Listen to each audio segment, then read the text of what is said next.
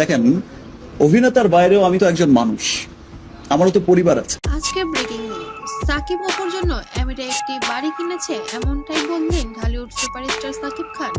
এবং সেখানেই স্থায়ী ঠিকানা হতে যাচ্ছে এই দম্পতি। বিকজ অপু এই ছবিতে আসলে আমাদের থাইল্যান্ডের গানের শুটিং এর মেকআপ গুলো অপুই করেছিল, বিকজ আমাদের মেকআপ ম্যানের একটু ফ্যামিলি প্রবলেম হয়ে তার যাওয়াতে। মানে অনেক গুণ আছে ওপর। No. আমি আবার শুনেছি আপনি তবে বিগত দিনে তাদের অনেক বেশি জল্পনা কল্পনার জীবনযাপন থাকলেও এখন যেন সব জীবনই যেন বাস্তবে রূপদান করছে শুধুমাত্র সন্তানের দিকে তাকিয়ে। আব্রাহামের জন্য এবার সাকিব অপু আবার এক হয়ে গেছে। আমার বিশ্বাস যে আজ থেকে 20 বছর পরেও যদি কেউ জিজ্ঞেস করে যে অপু বিশ্বাস কে ছিলেন, তখন অপু বিশ্বাসকে জিজ্ঞেস করলো যেটা বলবে, আমাকে জিজ্ঞেস করলো আমি সেটাই বলবো। এবং একই সঙ্গে সংসার করছে এবং একই ছাদের নিচে বসবাস করছে এবার সাকিব খান নিজে মুখে সেটা বলেছেন।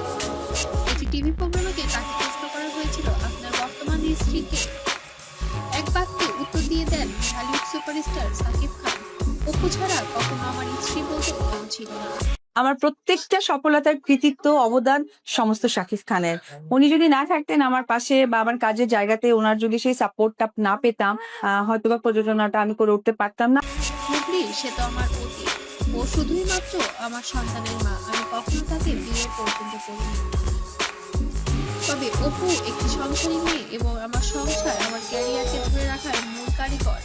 অপুকে আমি অনেক বেশি ভালোবাসি অপু বিশ্বাসকে দিয়ে সে একবার দেখা আমার এবং ওর ওপর আমার অনেক কৃতজ্ঞতা বোধ আছে, কারণ আমার ক্যারিয়ারের আজ এই পর্যায়ে শুধু ওর মাত্রই এসে পেরেছি। বিচ্ছেদের 6 বছর পরে এসে সাকিবের সঙ্গে পুনরায় সম্পর্ক শুরু করেছিলেন চিত্রনায়ক অপু বিশ্বাস। সংগীত ধোঁয়াশা উড়িয়ে দিয়ে সবটা নিজে মুখে প্রকাশ করলেন এই চিত্রনায়িকা। বুবলি যখন তার শক্ত প্রতিযোগিতা হয়ে মাঠে নামলেও ঠিক সেই মুহূর্তে এসে হাটে হাড়ি পারলেন অপু বিশ্বাস ও সাকিব খান। তাহলে কি কবে থেকে শুরু হচ্ছে সম্পর্কের নতুন অধ্যায়? এবার 2025 সালেই হতে যাচ্ছে তাদের নতুন অধ্যায় এবং ভাগ্য পিটিয়ে যেন এবার ঘরে উঠে পড়েছেন ঢালিউড কুইন অপু বিশ্বাস।